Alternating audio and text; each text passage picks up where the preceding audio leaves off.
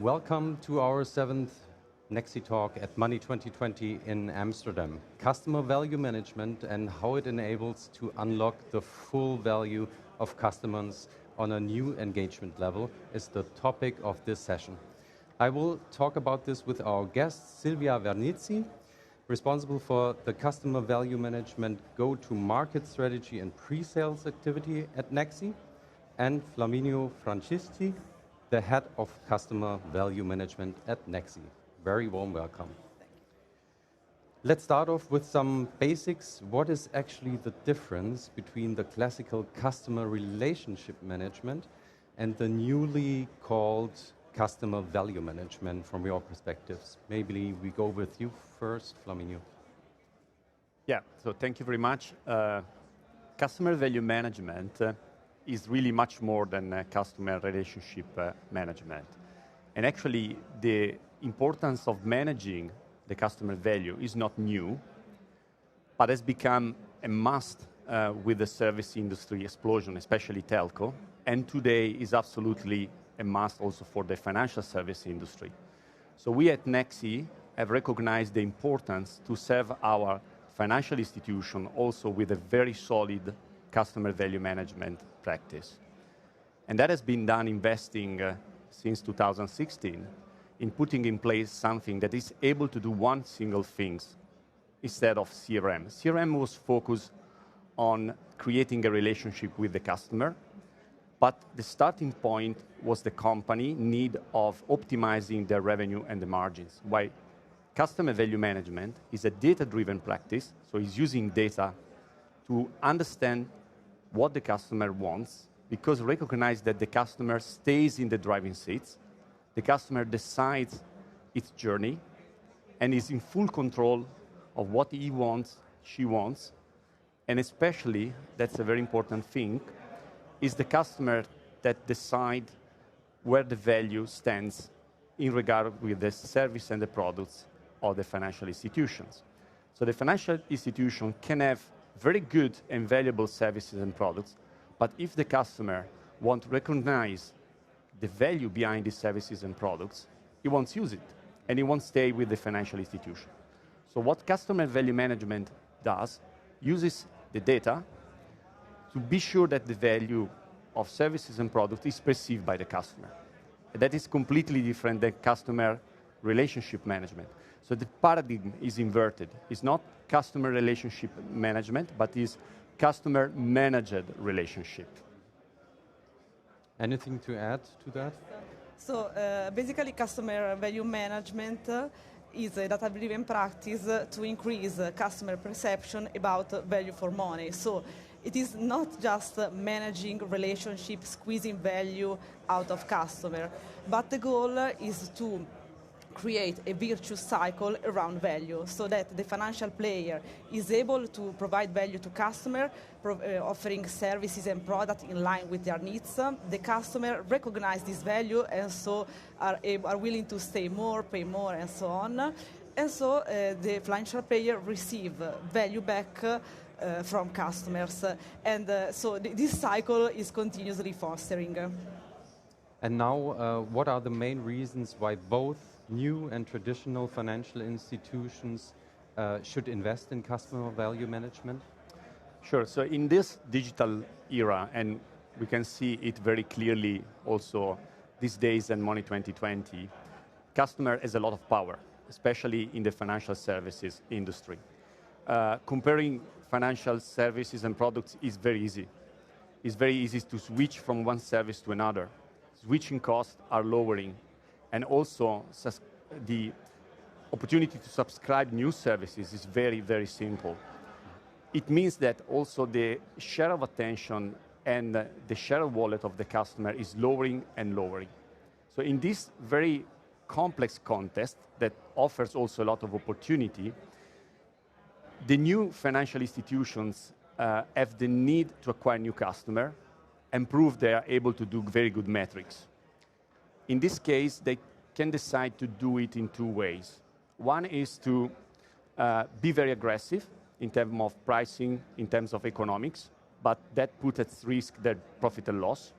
Or they could they can put in place a good customer value management practice that can be a breakthrough message for the new customer to decide to jump on board of the new financial institution that could revert in something like a loyalty program, a cashback program, or whatever. For the traditional financial institution, on the contrary, they have already a customer base, and they need to have the customer base protected from all the new challengers. So they can invest in issuing new services and products, but they have also the need to invest in creating a relationship with their customers. And that is doable, putting in place a customer value management practice that allows the customer to perceive the real value of the services and the products and stay with the financial institution longer to the extent that is needed. And Silvia, what is now the relationship between customer value management and digital payments? Yes, so there is a great value in creating customer value management around payments. Why? Because payments are the financial product with the highest coverage and frequency of interaction and touch points. Moreover, it creates a lot of insightful data. So through payments, we know who our customers are, which are their behaviors and preferences.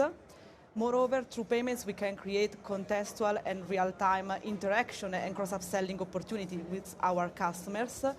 And payments are digital by nature. So payments can drive the digital transformation of our customer. So what we have proven through our experience is that it is very effective to create customer value management starting from payments and then adding other financial products. How does customer value management create value, and how do you measure it, Flaminio? This is a very important point. Customer value management, again, differently from customer relationship management, is a value driver. It means that it's able to create value. And that has two main implications. The first one is that we need to put in place attribution models. Attribution models are advanced analytics based on data that allows to measure the impact of any customer value management activity we perform together with the banks in terms of impact on revenue and margins. So it's a way we calculate, in agreement with the bank, the key KPIs we want to use to measure if this activity is having an impact, a positive impact. That's point number one. Point number two is the importance of using data from digital payments. As Silvia was saying, often the financial institution we serve ask a question that is, which data should I use? And our answer is that by using just digital payments data, you can do and you can put in place a very effective customer value management practice. But to use this data, you need to have a good set of competencies, and you also have to have gone through a lot of different test and try, and this is what we have done with our 100 banks. So by doing this, we have identified 4 main drivers that prove to be very effective in measuring the value out of customer value management. And these drivers are those that we are using every day with our banks to put in place business cases that we execute before to start any CVM project. So the first one is about subscriptions. Often, a good CVM solution can be recognized by the customer as something by payments. Think about a loyalty program. In many cases, this can be executed by the banks as a value-added services that the customer has to pay to subscribe and to start with, or can be put in a product as one of the main features of the products so that the customer is willing to recognize a premium price for the service or the product that is buying from the financial institution. So driver number 1 is subscription. The driver number 2 is very logic, is the opportunity to increase service and product penetration and also service and product usage. Think about the importance to have a customer that starts with a basic product, for example, a basic credit card, and at a certain point in time, based on his behavior, is ready to jump on a premium product, and maybe also to buy some other bank services like, I don't know, an insurance or whatever. The third driver is about, of course, lowering and reducing attrition. This could be done with in an healthy phase of the customer, where this customer is still with the banks but is lowering the usage of services and products, or also reducing churn. And there's a first one that often is not considered but is very important. If the customer value management practice is effective, the engaged customer is willing to provide the financial institution with more contact data, more privacy consents, and also to subscribe the financial institution digital channels. And it's clear, it's easy to understand that a customer for which the banks owns more contact data, more privacy consents, and the opportunity to get in touch via digital channel can be really monetized in a positive way, both for the customer, because receive good info, good advice, good stimulus at the right time in the right moment, but also for the financial institution then to have a proper customer base that is well looked into its set of services and products. Well, let's now focus on what we do at Nexi a little more in detail. How do you actually initiate and develop a customer value management practice? And why could Nexi represent a good choice, Silvia? So, basically our offering consists of 3 solution areas which can be combined and tailored according to the financial player needs. So the first solution area is the engagement program. So we have modules to increase customer lifetime value and loyalty, which can be easily integrated into the bank digital properties. The second solution area is customer journey. So we have a catalog of campaigns to address customer-specific needs along the entire life cycle, so from acquisition to the welcome phase, to up cross-selling, to the retention phase. And the third solution area is data science. So we have a product based on payment data, which can be used to improve targeting and also to both predict and measure the ROI of each initiatives. So all of these modules can be scaled up progressively. And this is because customer value management, at the end, it is a journey. So you have to think big, but you can also start small. And Flaminio, why is the CVM offering of Nexi different from other offerings in the market? Yes, we by working hands in hands with our served financial institutions since many years, we have actually proven ourselves that building CVM around digital payments is absolutely effective, as for the reasons that Silvia said before. That's why we have heavily invested as Nexi in creating this practice. That is today part core. It is a core piece of our licensing model for our service institution. The key element of customer value management that differentiate what we are doing from others is that we are not just providing served financial institutions with the technical capability that then leave the bank with the complexity of creating a mechanics, creating a user interface, creating a user experience, and activating the customer base. We offer a technical capability. We design a set of different options for the service itself, so the user interface, the customer experience, the journey, the reward, and also we can take care of the customer activation. So it's what we call a fully managed module. Whatever we have done so far and we are doing is tested on directly on our customer base, is adjusted and tuned, and then is released to our banks. And the banks decide, staying in the driving seats, if they want us to take care of everything, from the technical capability to the customer activation. This is what we call fully managed.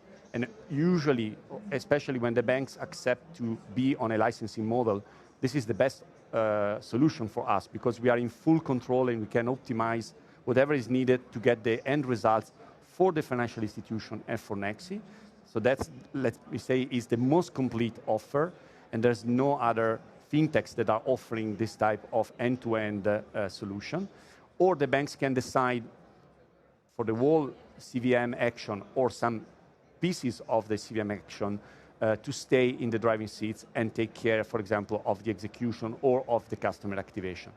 What is important to be said is that our goal, of course, is not to play as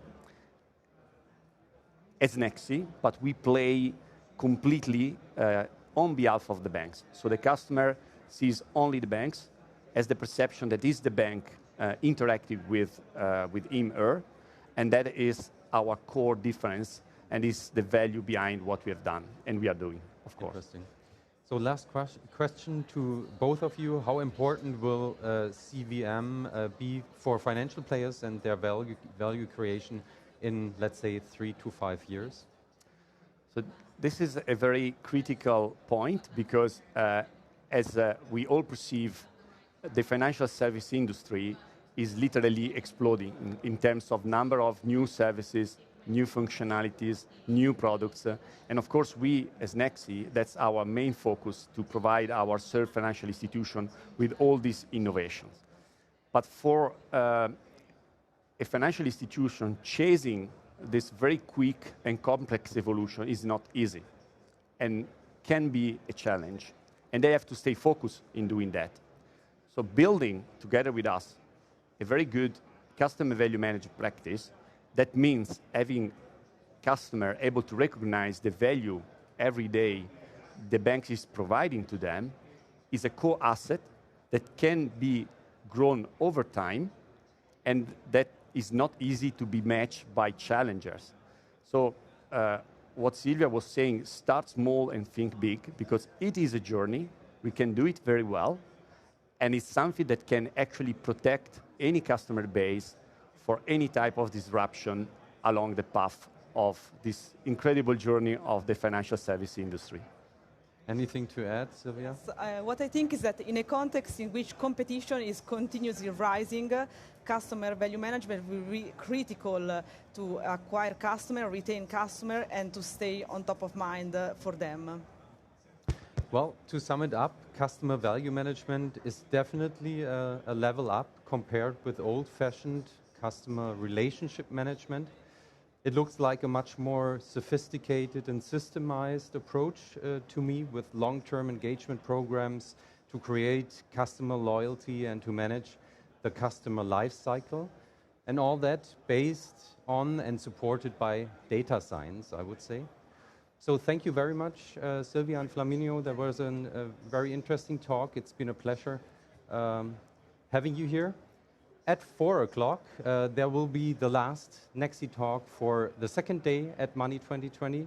Then again with my colleague Peter Glüsing, who will talk about digital money with his guest. Also a very exciting topic that you should not miss out. So tune in again later.